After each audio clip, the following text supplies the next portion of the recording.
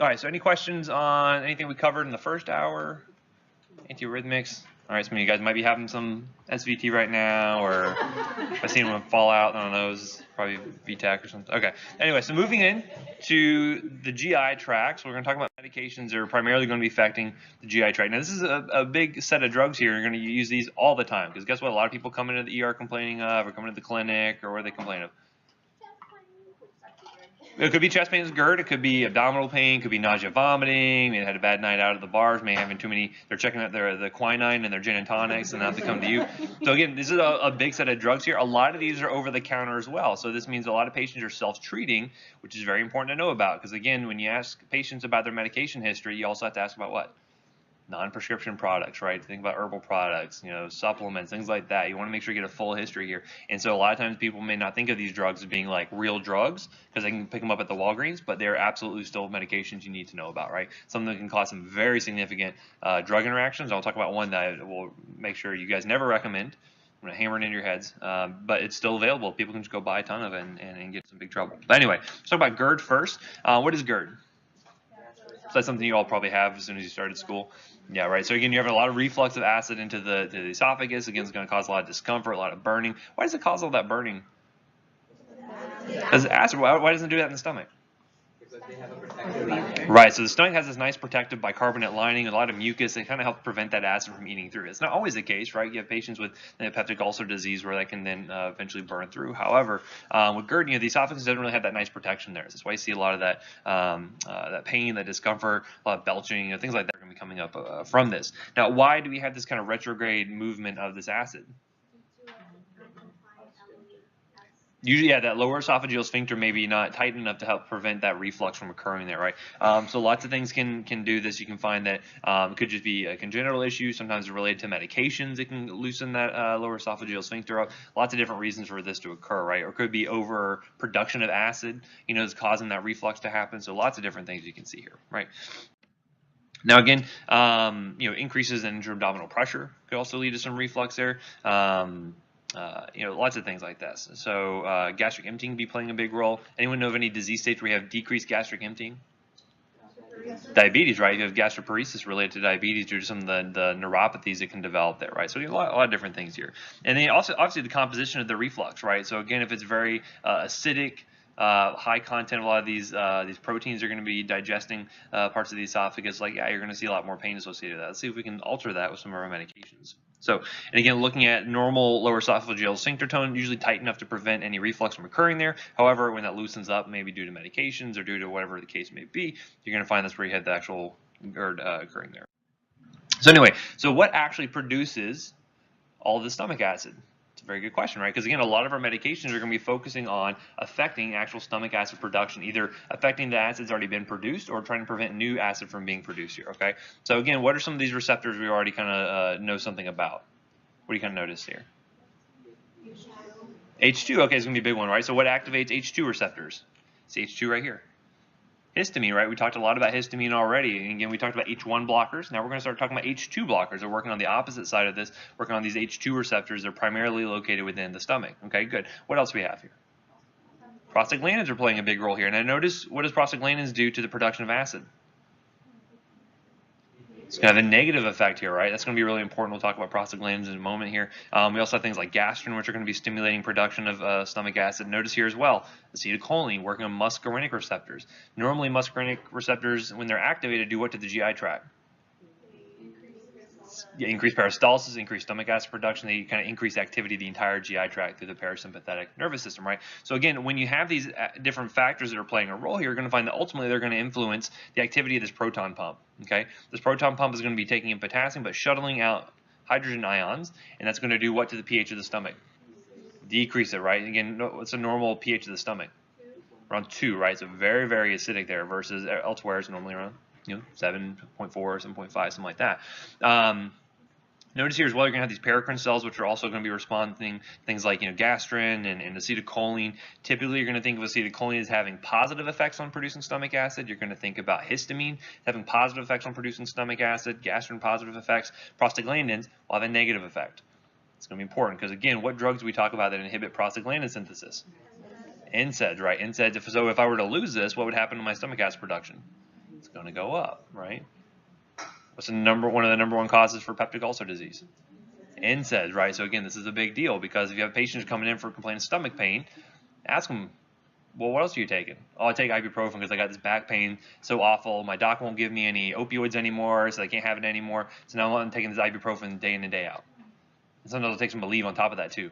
And guess what? Now they have PUD, right? Now they're having an ulcer that's forming there from all these NSAIDs inhibiting prostaglandins. There'll be another factor that's playing a role as well. But again, this is primarily the thing we're focusing on right now is this proton pump and its activity. Okay.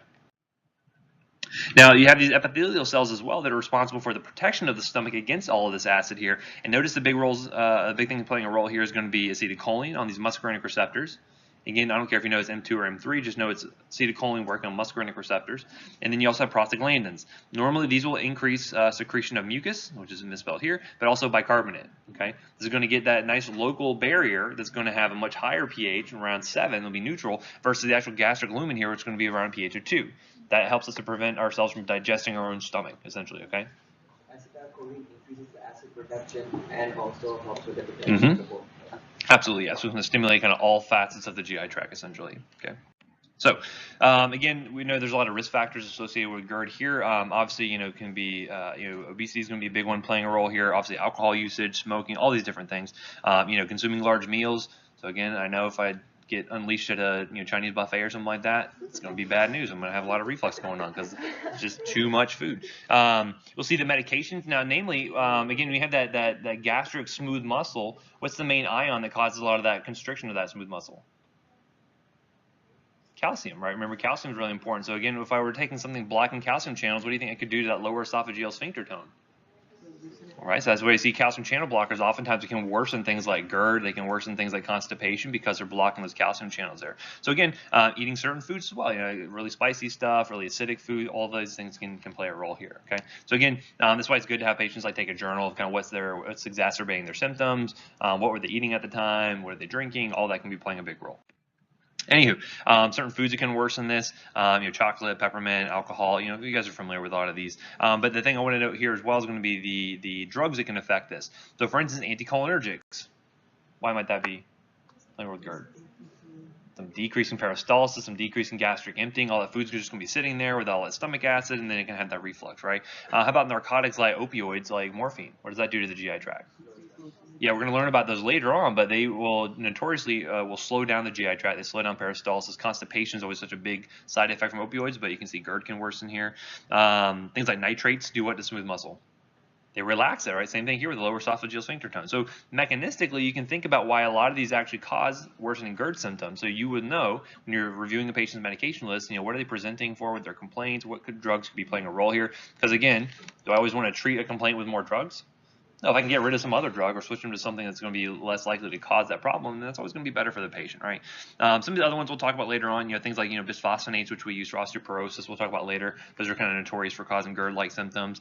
Any kind of ion, like iron, metal salts, anything like that can also do this as well. And then obviously we know aspirin and NSAIDs, mainly due to the effect on prostaglandins, right? That's a big thing.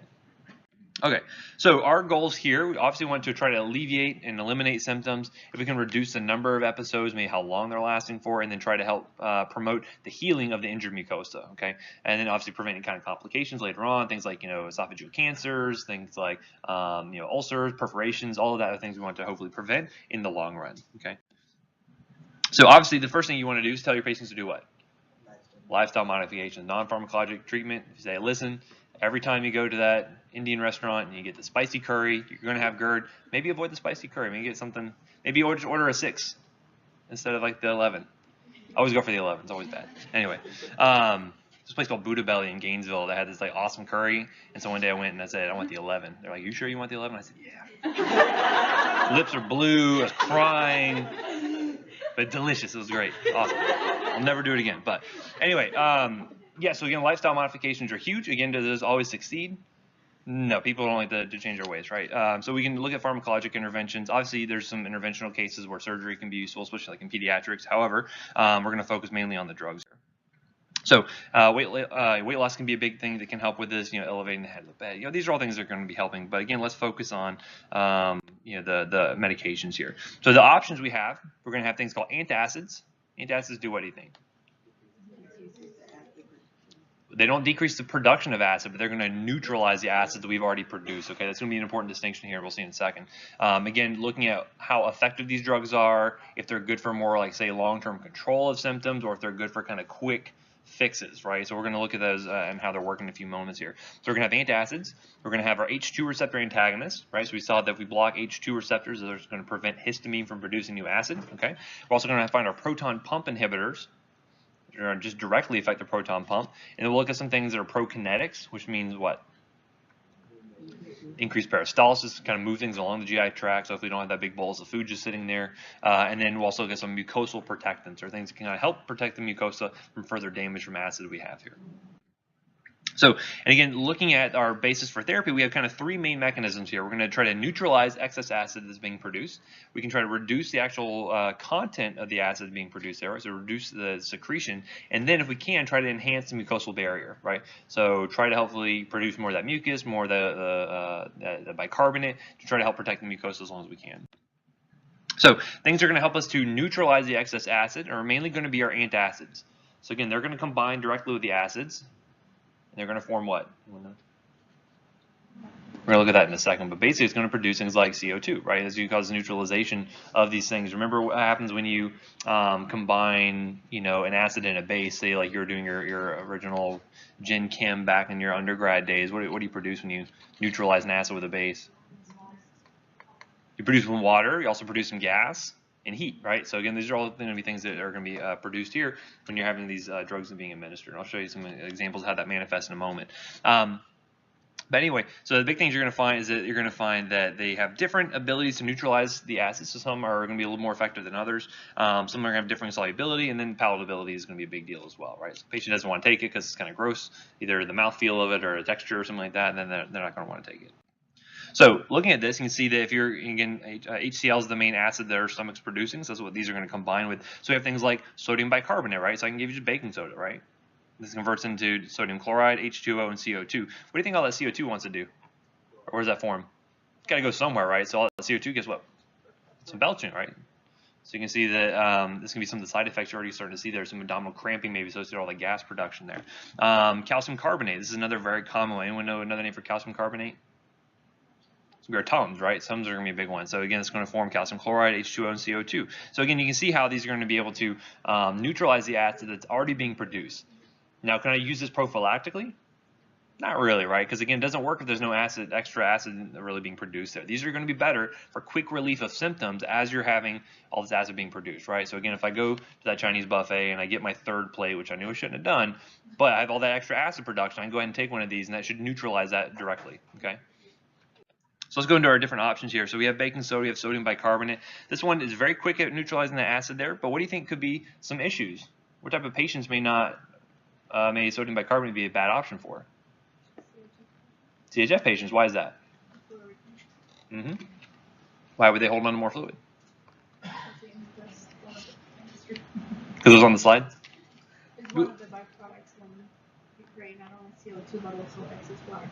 Well, so we saw a little bit of water, but more importantly, that sodium bicarbonate turns into what? Sodium chloride. We absorb that sodium, and guess what? We hold on to more water because of that.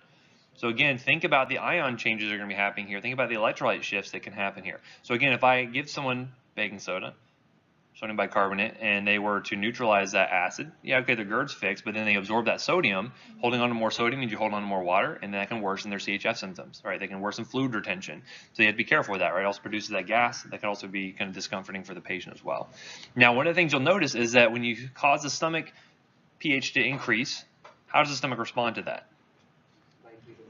It wants to get that pH back down. It likes to keep that pH around 2. So what you're going to find is that these drugs are pretty self-limiting in the fact that by neutralizing that acid stimulates more acid production.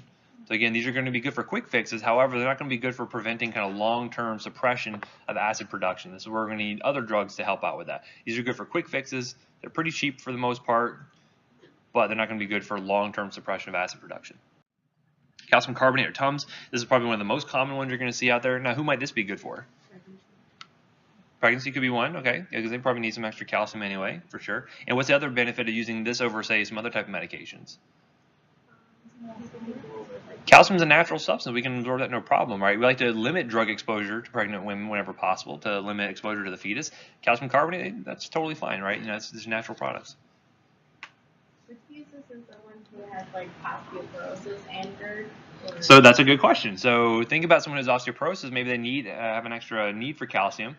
Probably good for those patients, right? So say you have a postmenopausal woman who could, yeah, maybe she could benefit from some extra calcium intake, right? So that would be totally fine in those cases. However, who cannot handle extra calcium? Okay, who might have hypercalcemia? Okay. I don't know anything about that one, but sure. I was going to say more commonly, you think about things like renal disease, right? So again, if they cannot clear calcium through the kidneys, they hold on to that extra calcium that can lead to some long-term effects. We'll talk about the renal disease and chronic kidney disease in a section coming up pretty soon here. That can be a big thing. The other thing with calcium, kidney stones could be worsened, absolutely, but also constipation is a big thing, okay? So again, if I have a patient who's on, say, iron, and they're on an opioid for chronic pain, and he gives them some Tums, it's all going to worsen that constipation. So calcium, you have to be really careful from that standpoint. So again, it's good to know which one of these might be good for some patients, but bad for others, so that way you can make a good decision. So if I have a test question that comes up, so I have a CHF patient, they're on Lasix, they're on ADL Lasix, twice a day, it's massive dose, and then which one of these antacids would be contraindicated? You'd probably say sodium bicarb, right? Calcium is needed for peristalsis contractions. So why is it that it's going to cause constipation? Well, if you think about it, you have to have efflux of that calcium at some point, right, to reset the cell essentially. Well, if I flood the outside of that cell with so much calcium, it kind of prevents that natural flow, that passive diffusion, and so it kind of leaves the cells there in this contracted state where they can't really relax like they need to. Yep. Anyway, so again, because you're right, it doesn't make sense that, okay, well, calcium causes constipation, but blocking calcium also causes constipation. Again, you need that flow in and out of that cell for it to actually work effectively, right? Because again, it's that concerted effort to contract and relax that muscle to kind of move things along, right? Anyway, another one we have is aluminum hydroxide. You're typically going to find this as an antacid mixed with another one called magnesium hydroxide. Okay, so again, another thing is good to know is whether these are constipating or going to cause diarrhea. This is the case here where this is going to cause constipation, but it's good because we're going to mix it with another drug that actually causes diarrhea, as we'll see in a moment. But aluminum hydroxide, oftentimes not used by itself, but when it is, it's going to be used in chronic kidney disease because the nice thing it does, it actually binds up phosphate. One of the big things you're going to find in patients with kidney disease is they cannot eliminate phosphate very well. And anyone know what phosphate likes to bind to?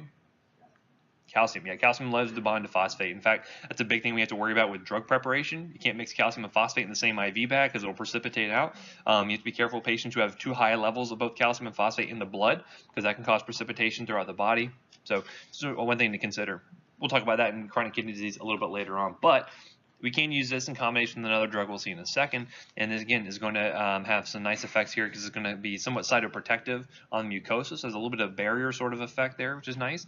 But just know that it will also chelate other drugs. So you have to be careful in mixing your antacids together because you will see some binding of other drugs. You want to separate these out, right? So for instance, if I have someone taking doxycycline or if they're taking fluoroquinolone or something like that, you need to separate these out because otherwise it will get bound up. Okay. So oftentimes aluminum hydroxide is mixed with magnesium hydroxide, otherwise known as milk of magnesia, because this one causes very significant diarrhea. And in fact, if you use milk of magnesia by itself, is it very good as a laxative. Thank you. So it's very good as a laxative. And sometimes we'll call it the green rocket because it comes as a big green bottle. And as soon as you take it, you run like a rocket to the restroom. But if I can mix it with aluminum hydroxide and kind of slows down the GI tract, they kind of cancel each other out a little bit. So if you see the two together, oftentimes like Mylanta or Malox, again, over the counter, very available to your patients there. Again, you don't have to worry too much about the magnesium being absorbed because it's pretty low solubility there in the GI tract. But just be careful with patients with renal failure because, again, they cannot clear that magnesium as well. This could be a problem, especially with like obstruction. If I'm trying to cause diarrhea, it's going to cause kind of a blockage there. So those things to consider. Acid too much because we are giving two things which does the same thing? Not necessarily, because the stomach's going to be able to overcome that pretty easily, because again, it'll just release more gastrin, more histamine, more acetylcholine to try to overcome that for sure. And again, is there really a problem with having too high pH in the stomach? Not generally, right? So we do worry about it long term, like in the ICUs or something. So specifically, when you increase the pH of the stomach, you get to a point where you can actually have bacteria start to produce there, and they can translocate and get to the lungs or something like that, especially in like chronically intubated patients. But typically, no, we don't really worry about that so much. But as I mentioned, usually we're going to mix these two together, so that way you kind of have the diarrhea effects plus the constipating effects canceling one another out. Okay, so again, things to consider, especially with a lot of these over-the-counter products, they may actually be masking worsening symptoms, right? So again, they could have something more serious going on, like maybe an ulcer that's kind of working itself up to potentially perforating or something like that. And so they need to be educated. And a lot of the packaging will say, don't take this for more than 2 weeks, or don't take this for longer than this period of time, because if they're still having symptoms, they probably need to be evaluated by a provider, right? So that way they can look to see if there's anything more serious going on. And if not, then okay, you can continue on with it. But you want to make sure they're not going to be masking something more serious here. Okay. Most of these are going to be safe in pregnancy. However, be careful with the sodium bicarb, because you can cause more fluid retention. We know they tend to have a lot of edematous sort of issues anyway, so be careful with that. As I mentioned, the chelation problem here with things like iron, tetracyclines, fluoroquinolones. So another drug you may see used occasionally is called Alginic Acid. This is going to be a good kind of gastric kind of protector a little bit there. So you're going to find that when this combines with sodium bicarbonate, it actually forms this nice viscous solution, and it's going to find that it helps kind of coat the stomach a little bit to kind of help prevent further kind of damage being done.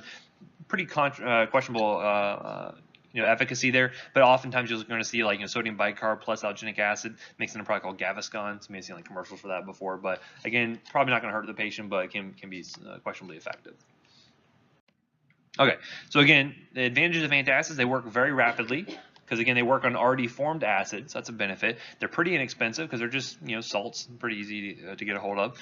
They're available over the counter, and they can be used for breakthrough symptoms. So for instance, they're on more chronic suppressive therapy, but they still have a breakthrough. This is where antacids can be playing a role there as well. Okay, again, these are not going to be effective for healing gastric ulcers that are forming there, because they just don't provide long enough suppression of that acid production. Okay, oftentimes you're going to need multiple doses to kind of carry them throughout the day. Constipating or laxative sort of effects can be an issue, and there's a lot of potential for drug interactions, namely that chelation we talked about. Okay, so again, good, but not going to be the perfect drug for managing kind of long-term GERD symptoms. So what can we do instead? Let's work on reducing gastric acid secretion.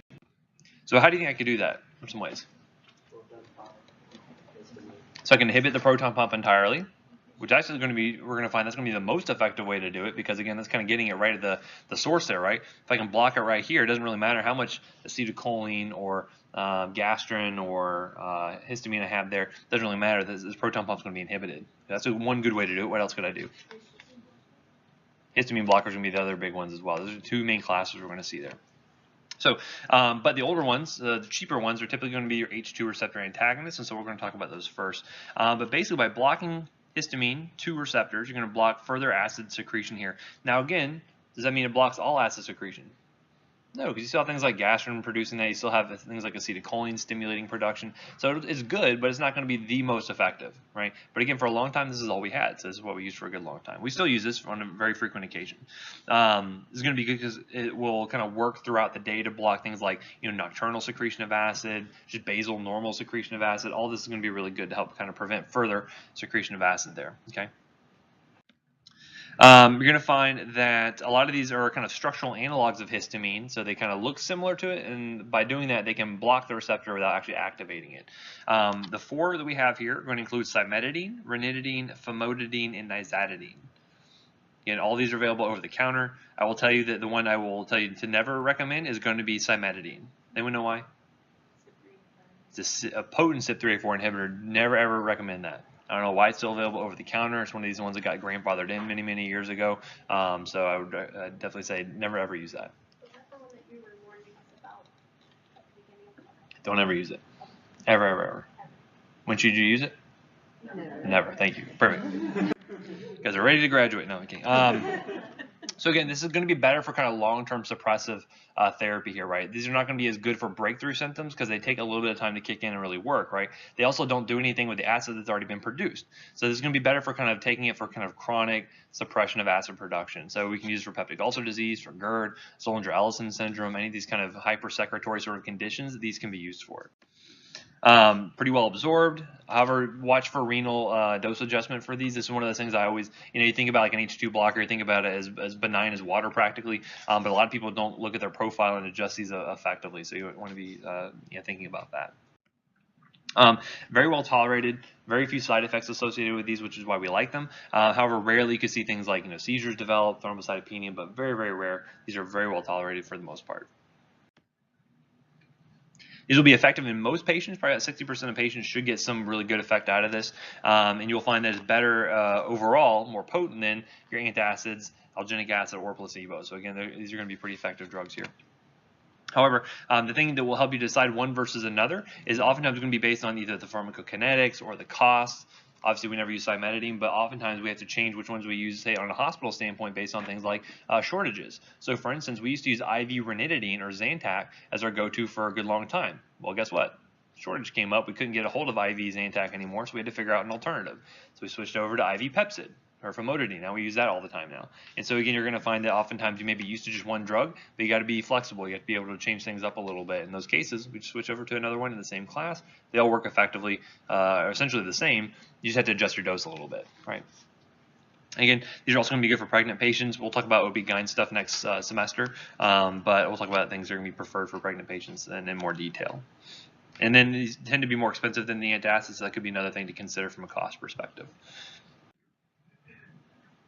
Typically, these are going to be used, twice daily for the most part. You're going to find that by doing that, you're going to get good suppression of acid production throughout the day.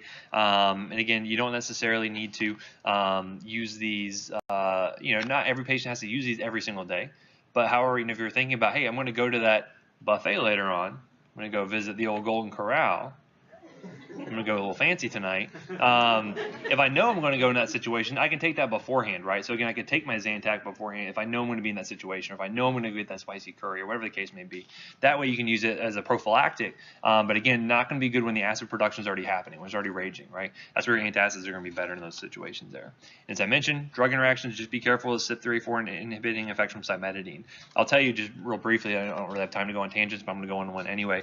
There is a drug called loperamide. Loperamide is another anti-diarrheal agent we'll talk about a little bit later on that is actually very structurally related to opioids.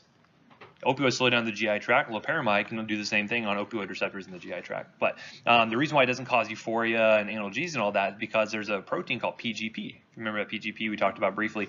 It's an efflux pump, and it's located on the blood-brain barrier. Normally, we can get loperamide, it'll just spit it back out, and so you never have any crossing over, you never get any of that euphoric sort of effect from loperamide. Well, cimetidine also inhibits not only CYP3A4 but also PGP, very similar to something like we talked about earlier, like I'm trying to think of a good example, like something like verapamil, diltiazem, or something like that. It'll inhibit PGP as well. So what some people figured out, and you can find this stuff on the internet, they said, well, if I take a whole bunch of cimetidine to inhibit that PGP, and I take a whole bunch of loperamide, I'm going to have that PGP being inhibited, and then all that loperamide can cross over into the CNS, and then I get these euphoric sort of effects. So some patients have overdosed on these combinations and gotten very, very sick. I've seen very treatment-resistant VTAC and torsades that develop from this. Very nasty stuff. Seizures developing here. So patients do all kinds of weird things to try to overcome the kinetics here. And again, it's not usually because they were geniuses and they were like, oh, Dr. Wood's lecture taught me that I can do this. Oftentimes, you'll find these websites that will say, hey, if you combine this and this, you're going to get these kind of effects. So if somebody out there, study these kinetic books a little too much, but you'll find random patients trying these things because again, if they can't get access to the other drugs they want, or it's cheaper for them, whatever the case may be, they'll try it out. Anywho. So moving on to the proton pump inhibitors, these are going to be the most effective ways to block acid production. These are the most potent. These are going to have the biggest effects on raising up that gastric pH because they're going to be blocking it basically at the end of the line here, right? So again, it doesn't matter really how much gastrin you have being produced or acetylcholine or histamine, it's going to block it all because they're going to be blocking this histamine or the proton pump specifically. And notice here, it's an irreversible inhibition. So that means you need to produce new proton pumps before they can actually be effective again. So this is again why they're so potent here. And so, after about 7 days worth of use, about 95% inhibition here. So very, very effective, much more so than the H2 blockers. However, they're also going to be more expensive. Some of them are still only available over the prescription only. But again, once we had things like Omeprazole become available over the counter, that was a big revolution for treatment of GERD symptoms. And again, very, very potent. But watch out for patients who are self-medicating because again, they can mask some of those more dangerous symptoms there. So the ones we have in this category include omeprazole. Its enantiomer is going to be esomeprazole. So, those are related to one another. We have lansoprazole, which is Prevacid, pantoprazole, which is Protonix, and then rabeprazole.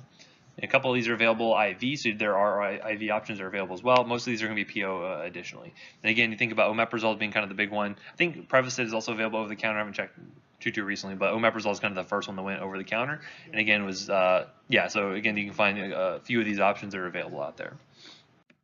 So who are these good for? They're going to be good for patients who cannot tolerate either H2 blockers, or if the H2 blockers are not effective on their own. If you have a really hypersecretory sort of state, these will be even more effective for those patients. If you have ulcers that have developed, these are going to be helpful for healing. Okay, these are going to be more so than the H2 blockers. And in fact, what you'll find is on these ulcers that form, the healing time is quicker for the proton pump inhibitors than it would be with the H2 blockers, because they are so much more effective at suppressing acid production. Okay. Now there are some risks of things like worrying about calcium absorption. Calcium tends to not be absorbed as well in more basic media. You can certainly see issues where the stomach pH being elevated. You can sometimes get bacterial infections. That's something to be concerned about. But again, that's going to be rare for the most part. Very well tolerated by most patients. So the thing to note with these, though, is you need to give these before meals, like about 30 minutes or so before meals, because they work best on active secreting pumps. When a pump's most active, then you're about to eat, right? So again, by taking this 30 minutes beforehand, it's going to be able to interact with those active pumps and inhibit them, and then they're irreversibly inhibited until they produce a new one. So again, that's why these are going to be most effective when taken 30 minutes before meals. Most of these are going to be just taken daily for the most part. Occasionally you may see it more frequent, a little more severe hypersecretory conditions, but very good as an alternative to PPIs. I'm sorry, as to H2 blockers if those are not being effective. And again, educate patients, like let them know the warning signs they need to be thinking about when they're trying to self-medicate. And again, if they're having any issues where they can't swallow effectively, or if they're having any kind of blood that's forming, if you get black tarry stool, that's usually evidence of what? Like an upper GI bleed, right? Because you digested all that blood, right? Things like chest pain associated with anything like that they need to be concerned about as being more kind of serious conditions that could be masking as GERD. They need to come in and get checked out, right? So this is why a lot of the OTC labeling will say not more than 2 weeks before seeing a provider, et cetera. Is that way they kind of cover it themselves and make sure people aren't just going to take these chronically and then be masking like a big ulcer that's forming there. It's going to potentially perforate. Okay. So up next, we have one kind of last drug here. It's a Gastrin Inhibitor, and this one's called octreotide. This is actually a analog of somatostatin, which is a natural product your body produces anyway. It's actually a growth hormone, inhibiting hormone is another name for it. But octreotide can be very useful to help kind of block the effects of gastrin. And so you may see this being used in cases where a patient has a gastrinoma, Zollinger-Ellison syndrome. I actually use this occasionally for if you have a certain type of diabetic medication. If there's an overdose or a kid gets into it, it will actually give this. It actually helps block insulin secretion. But here in this case, you may use this for patients who have like severe GI bleed or something like that who are presented to the ER. This is not like a chronic medication like a PPI or an H2 blocker, but sometimes used IV for helping to manage this increased gastrin activity. Okay, and then the last group we'll talk about here is going to be mucosal protecting agents. So the first one is going to be colloidal bismuth, otherwise known as Pepto-Bismol. And remember, who could not use this drug? Just any kid? Yeah, kids with a viral illness. Right? So less than 16, they have a viral illness. I would not want to use Pepto-Bismol, which a lot of people will jump to. I'm sure my mom gave me Pepto-Bismol anytime I had a stomach ache or diarrhea or anything like that. She's like, here, take some Pepto. Who knows if that was always safe, but I never developed what condition? I never developed Ray's, fortunately. So I guess I made it out okay. But again, you want to be careful on those patients there, right? So again, it helps to coat the stomach. It has a kind of cytoprotective sort of effects there and helps to block pepsin activity. One thing to note, though, is again, it's going to impart sort of a black discoloration, especially to the feces or oral cavities. So you want to be careful with that. Also, if you were to take, say you have someone who comes into the ER complaining of abdominal pain, and you get a KUB, and you see these little punctate little marks all over it, that's usually Pepto-Bismol, because again, what's usually radiopaque? Metals like bismuth, right? So that you'll actually see that little bismuth kind of all over there. And so if you see that, that's usually, ask them if they took Pepto-Bismol recently, and that's usually what it is, right? Otherwise, you may be like, what the heck is that thing? You want to figure out what these little markings are, but that's usually what it is. But because it contains salicylates, you have to be careful of that raised risk. Another big one we use much more commonly is going to be carafate or sucralfate. Basically, this is kind of an aluminum salt that does not get absorbed, but when it combines with the acid of the stomach, it forms this nice thick paste that basically will coat the stomach and kind of prevent further damage being done to the mucosa there. And so we'll give this for more mild cases of GERD. Sometimes we'll give it as a mucosal protectant if patients, maybe in the hospital for a prolonged period of time. We sometimes give this as a mucosal protectant. We use it pretty frequently with a lot of our hem-onc patients. One of the things you'll find with hem-onc patients, they develop things like stomatitis, mucositis due to the inhibiting effects of reproducing GI cells. We'll talk about that later in cancer stuff, but we use it in those cases a lot to help kind of protect the stomach as best we can. Another big one to note here is also one called misoprostol. This is actually an analog of prostaglandin PGE1. So again, if you had a case where you maybe were missing prostaglandin, say due to what type of medication? NSAIDs, or what else could do it? What's even more potent than NSAIDs? Corticosteroids, right? Corticosteroids could also lead to this, right? Imagine you guys are chronically stressed, your cortisol levels are probably going through the roof. What does that do to your stomach? Not healthy for it, right? So again, it also can lead to decreased prostaglandin synthesis. Is something else you want to think about, right? But anyway, so actually by giving a prostaglandin analog, you can actually stimulate production of that gastric barrier. You can actually help to reduce new mucus and more bicarbonate production. And so this is really good for patients who maybe have to take an NSAID, but they have a history of PUD related to NSAIDs, and they can sometimes combine these two together, where you combine misoprostol plus an NSAID together, or if they had an NSAID-induced ulcer, you can give this as a replacement. You get them off the NSAID and then give this to them to help kind of restore that gastric barrier there. Now, one thing to note here is that prostaglandins typically stimulate uterine contractions, and actually this can be considered an abortifacient. You know what that term means? You can cause an abortion, basically, right? So, and actually, interestingly enough, depending on where you work, and I've never worked in a Florida hospital before, but I used to work I interned at St. Vincent's, which is a Catholic hospital up in Jacksonville, and they would not carry misoprostol at all, even though it's an effective drug for patients who are developing these gastric ulcers, but they would not carry it because of the risk of someone maybe taking it and using it as an abortifacient, right, to cause a chemical abortion, essentially. So it's one of those things where you may see that used occasionally, maybe for something like an ectopic pregnancy or something like that, but just know that would be contraindicated in pregnant patients, okay? All right, so just kind of comparing the groups here, you can see the antacids are going to be the cheapest, but they're also going to be the least effective, but very good for breakthrough sort of symptoms here, okay? The H2 blockers, PPIs, they need to be used more kind of long term. They need to be used before the actual insult's going to occur, whether the trigger is going to be for those patients there. And they're going to be better for kind of long-term suppression of acid production, okay? Typically, PPIs are going to be more expensive, but they're also more effective than H2 blockers. So if I was making a recommendation to a patient having just kind of mild GERD symptoms, I would probably recommend an H2 blocker first, and then if that's still not working, then switch on up to a PPI, okay? Again, it also could depend on insurance coverage, depend on a lot of different factors there. And again, you're going to be treating this based on symptom severity. So again, figure out how intermittent is it? Is it all the time for the patient, or do they have something else that's going on that's causing them for this to be a chronic condition? That will kind of guide you to show, like, okay, well, do I just want a random antacid they can take every once in a while, or do they need more chronic suppressive therapy? Right. So again, lifestyle changes are always going to be the first thing you're going to be recommending here, and then use something like an over-the-counter H2 blocker, antacid. But then you got to step up your therapy as things are not working for them, right? So again, more severe symptoms, more things that are just not getting suppressed with over-the-counter stuff. Switch it up and using maybe higher doses of an H2 blocker or a PPI. And then obviously, if you get to more refractory cases, this is where you need to look at interventional therapies, maybe talking to the GI docs to see is there something else going on here that maybe you're missing, right? But typically, H2 blockers are good to start off with, and then switching up to PPI, that's ineffective. Okay? It's the most cost-effective way to do it, at least.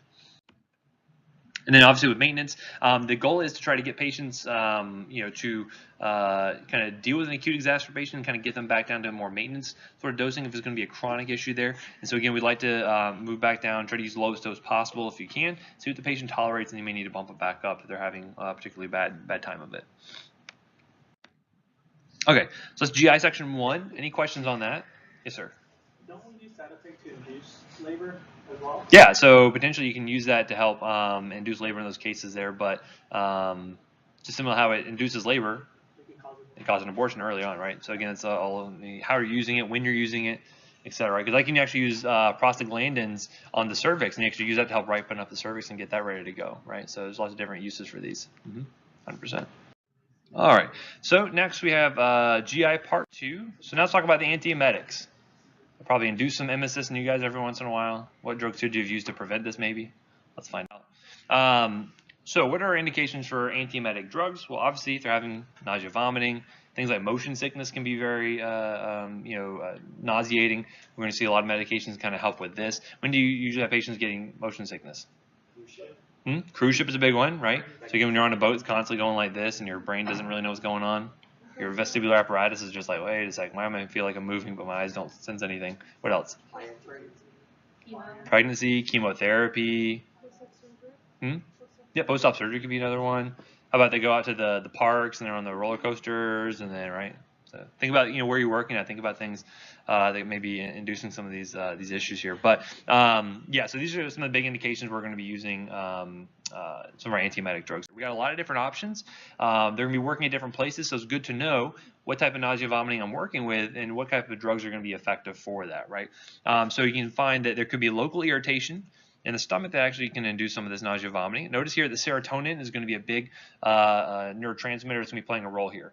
If you ever see 5-HT, that stands for serotonin. It stands for 5-hydroxytryptamine, okay?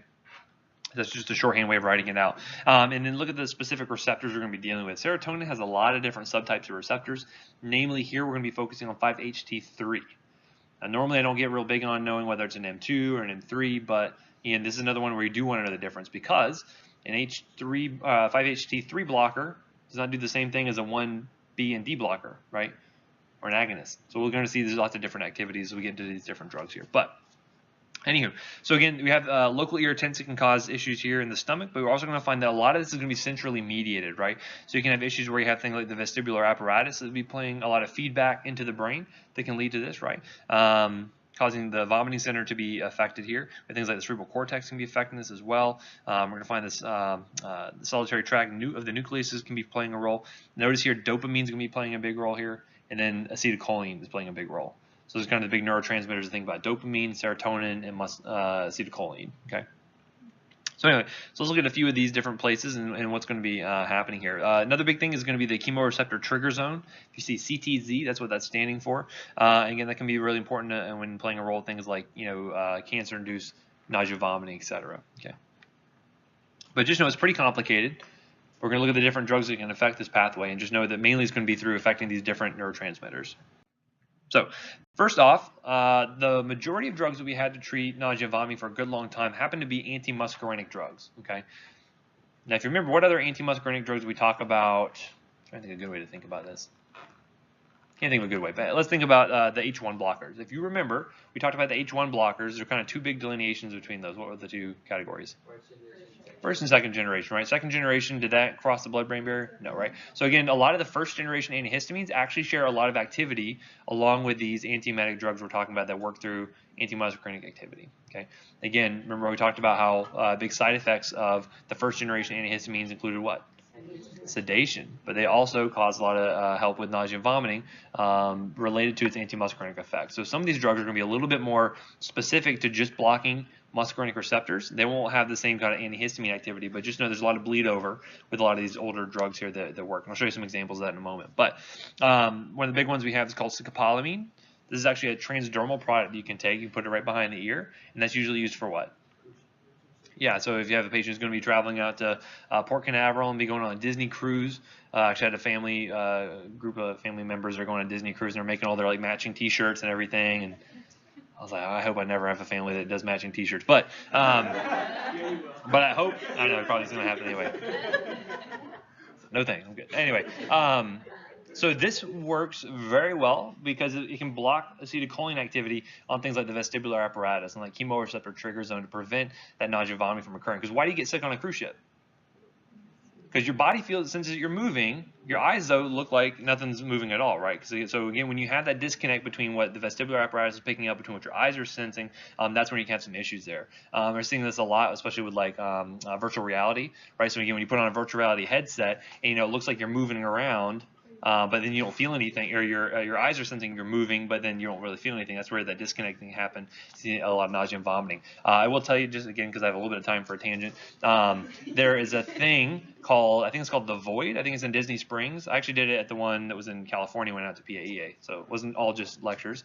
But there's a thing, basically it's like a Star Wars virtual reality thing, and so they give you a headset, you have this like backpack on, but the way that they get around a lot of that nausea vomiting is actually you are moving from room to room. So as you're walking, it's all matching up with what your eyes are seeing, or when you're like on an elevator, the floor starts to rumble a little bit. So that way that disconnect never really happens, and you didn't really get nauseous from that. But just know that when that disconnect is occurring, that's when you see a lot of that mismatch causes nausea and vomiting. Anywho, big thing to note with transderm scope or scopolamine is they need to take it before they get on the cruise ship. Because again, do transdermal products kick in immediately? No, it takes time for it to diffuse across the skin to actually get into the brain. So it's one of the things I'll recommend taking it a day or two before they actually get on the cruise ship. So that way, by the time they get on it and the boat's starting to rock, they will not have any issues with that. Okay. Now, why do you think I put this picture up here? This lady who's having, if you saw something like this, a patient presented with that, would you be concerned? Oh yeah, I'd be like, oh, she has a brain bleed or something, right? However, this patient was totally fine. What do you think happened here? She didn't wash her hands, right? So what happens when you have an antimuscarinic contacting the eye? Mydriasis, right? Remember we talked about being blind as a bat. It's one of the side effects you saw with that. That you'll see mydriasis. You can see impaired accommodation, right? So again, it's one of the things you're going to see with that. And again, any of these drugs are going to have those side effects of antimuscarinic effects, right? So again, blind as a hatter, blind as a bat, dry as a beet, or dry as a bone, red as a beet, right? Beets are not very dry because they have some liquid associated with it. But anyway, but again, just be aware. This is what they're going to cause pretty consistently. Also, they're going to cause some sedation. So again, you don't want to give them a drug that's going to be so potent that they don't have any nausea and vomiting, but they slept the entire cruise. That's not going to be good either, right? So this is why you give it to them a few days beforehand, so they kind of get used to the effects, right? So that way they're on the boat and they can have a good time. Okay. Other antihistamines that can be used for this as well include things like dimenhydrinate, which another name for that is Dramamine. Again, this is available over the counter, so you can get that no problem. Promethazine is another big one used pretty frequently. Phenergan, so if you hear Phenergan, that's a very good antimuscarinic, very good for nausea and vomiting, but it will knock you out. Like, yeah, you're not going to have any nausea and vomiting because you slept for like 2 days, right? Because this stuff is very, very potent. But again, this is the old school set of drugs we had. So again, there was kind of that thing where I don't want to be nauseous, but I'm gonna have to be sleepy for it, right? So again, it's not good for people who have to work, you have to like drive places, things like that. So this is why a lot of these newer drugs are gonna be better because they don't have a lot of sedation associated with it. That's the one that your aunt gave you? That's one that my aunt gave me. Again, it was illegal at the time. She gave me a prescription product, and I took it. Couldn't believe it. I didn't know any better. I was an unwitting accomplice to a felony. But yeah, it seriously knocked me out. But again, I was very dry when I woke up. My mouth was like super dry and tacky, and I had to go to the bathroom really bad. But just like that urinary retention happened there. So it's just one of those things where I woke up and I felt better, but I'd like lost like a day and a half practically of just sleeping, right? It really wasn't that bad. I kind of hyperbolized a little bit, but you kind of get that sense for it. Phenergan will knock you out for sure. Anyway, so that's all we had for a good long time, but then we started having these anti-serotinergic medications, and they came out, and they really kind of revolutionized things to a great degree because of the almighty Zofran came out, right? And Zofran or ondansetron made a huge difference here, and anytime you go to the ER, chances are you're going to get a little hit off the tap of the Zofran keg, right? Because again, it flows like water around there, right? Because everyone comes in with nausea vomiting, you're going to get some Zofran, right? No problem. We have Zofran, we have Dolacitron, and we have Granesitron, right? So ondansetron is the generic for Zofran. These are very, very good agents, but they're working specifically by blocking serotonin 3 receptors. So 5-HT3 antagonism is what's going to cause these effects here. So they can kind of work out in the periphery, in the stomach. They also work centrally as well. So they're very, very effective at decreasing nausea and vomiting, especially from things like chemotherapy-induced nausea and vomiting. I'll give you an example of how this kind of really revolutionized things in just a few minutes here. But especially with like chemotherapy drugs like cisplatin, causes a ton of nausea and vomiting. This is very good for helping to kind of mitigate some of that. But we'll talk about chemo drugs next semester. One thing to note here as well, they're very well tolerated. However, they can cause some QT prolongation. Actually, they got a black box warning added on not too long ago for this. Usually by itself, it's not a problem. However, when does it become an issue? When you're adding it on to other drugs that prolong the QT. So for instance, if I had a patient who came in with a congenital heart defect and they were on dofetilide for their arrhythmias, and I give them Zofran without actually checking the medication profile, guess what? I could put them in life-threatening torsades. That's something you have to be careful of. People think Zofran is completely benign. There's no problem with it whatsoever, and you're right, 99% of the time. However, it could be that one patient comes along you don't think about that can lead to major medical error. Okay, so just be careful with this, because again, patients who are on chemotherapy are probably on a lot of other drugs as well. They can all prolong QT additionally. Okay. All right. We also have some anti-dopaminergic drugs, right? So now this is the third neurotransmitter that's going to be really effective for helping to manage nausea and vomiting. And so we have things like metoclopramide or Reglan. It's a very common one. And we also have what we call the phenothiazines. This is kind of a wide-ranging group of drugs, including things like prochlorperazine, chlorpromazine, fluphenazine, and then haloperidol. Now, those of you who are familiar with like emergency medicine or working around the ER, anyone ever heard of Haldol before, haloperidol? It's a very good antipsychotic drug. So you're starting to see some bleed over here. These are old drugs. A lot of them are used as antipsychotics. You can also use them as an anti-emetic sort of drug because they actually work through the same mechanism by blocking dopamine receptors. Okay, we'll talk about this in the psych section next semester. We talk about all the antipsychotic drugs and anti-depression drugs and all sorts of things, but just know that a lot of them are going to have some antiemetic properties here because they block dopamine 2 receptors, right, specifically. So by blocking D2 receptors in the chemoreceptor trigger zone, you're going to cause that decrease in nausea, vomiting, but you're going to see a lot of side effects as well because a lot of these also have some bleed over effects, and they also tend to be antimuscarinic as well. So not only do they work by blocking dopamine, but they also block acetylcholine. So again, they get kind of some dual mechanism there. So you might imagine you're going to see a lot of fatigue associated with this. But some other unique things you might see include things like seizures that can develop here. And so one of the other big things to note as well is that when you block dopamine receptors, what's a disease state where you have a lack of dopamine? Okay, that's one. What's another one that's like Parkinson's? There you go. Thank you. That's what I was trying to get at. Yeah, so you can actually develop Parkinson-like symptoms by giving these drugs. Okay, and so what could that be? Well, that includes things like shuffling gait. They can have a hard time initiating movement. They get the pill rolling that goes on there. So by giving a patient one of these drugs, especially at high doses, you can actually induce these Parkinson-like sort of effects, right? Sounds pretty bad, but again, it's usually seen with more high doses. So, I remember talking to this one hemonc pharmacist one time, and she said that back in the day when this is all they had basically, before the 5-HT3 antagonists came around, they were having to give these patients who are getting chemotherapy these mega doses of Reglan to try to just control that nausea and vomiting, because who here likes to throw up? No, it's one of the worst things you can do, right? Just you feel awful. So these patients are having to get chemotherapy anyway to treat this cancer. They're just feeling awful. They're throwing up. They had these major doses of Reglan they're having to receive. They were inducing all these Parkinson-like side effects, right? They're inducing all these things that, and some of these could be irreversible. So it's like, well, shoot, like what's worse, the nausea, vomiting, or the Parkinson-like effect? It's just really bad sort of bargain you're having to make with the patient there. Then once the 5-HT3 antagonists came about, they really kind of changed things around because they lacked all that Parkinson-like side effects. Those are really big change there. So, but these are still used occasionally. Especially from an antipsychotic standpoint, but occasionally as an antiemetic, especially Reglan or metoclopramide that we still use it pretty frequently for nausea and vomiting after surgery. Also, we're going to find that has actually some good prokinetic activity. So that means it can help with if you have patients with peristalsis or impaired motility. You can help to kind of stimulate the GI tract and move things through. Would you pick this for someone who is on medication that can prolong the QT? That could be an okay option, I would think. Better than Zofran, or Well, it just depends on the case, right? So again, it may be a case where if they're high risk enough, I may want to check an EKG before I start the Zofran, right? If I check an EKG and their QTC is totally fine, yeah, some Zofran, it's not a big deal, right? So again, it's a good thought though, but think about those things when you're trying to decide what drug is best for a patient.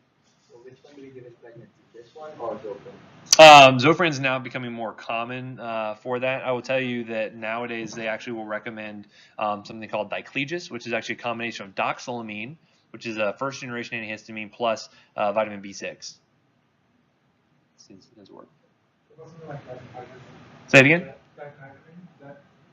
That would kind of fit in more into just a pure antimuscarinic sort of category. But yeah, you could also use that as well, right? So again, you can get some double duty there and have some management of nausea and vomiting associated. Because again, you're going to find these early drugs, these phenothiazines, like all kind of mix and match. They all have kind of bleed over effects. Some are a little bit better for one thing versus another. And so that's where you're going to find they kind of have their own niche, right? So for instance, with diphenhydramine for allergies, right? For anaphylaxis, things like that. For things like acute psychotic breaks like haloperidol, or some of these other ones. So you kind of find as you go along kind of where each one of these kind of fits in their own kind of specific category. But yeah, a lot of them have a lot of bleed over effects for sure. Okay, another thing to think about is also when you block dopamine receptors, you also tend to have an increase in prolactin. What do you think that can do to patients? Can make them lactate, or it can potentially cause gynecomastia, like in male patients. What do you think it does to fertility? It typically decreases, right? So you have patients who have a hyperprolactinoma or something like that, or hyperprolactinemia, they tend to have a hard time getting pregnant. So sometimes we'll actually give them drugs that kind of block that effect there. But just know that can also increase prolactin levels here. And then there's a very rare side effect called neuroleptic malignant syndrome. We'll talk about this more in the psych section later on, but just know this is a potentially fatal outcome that you can see from some of these dopamine blocking drugs here. Okay. You have very, like it's what we call lead pipe rigidity, and they can develop rhabdomyolysis and seizures and hyperthermia. It's a very, very, very nasty sort of thing.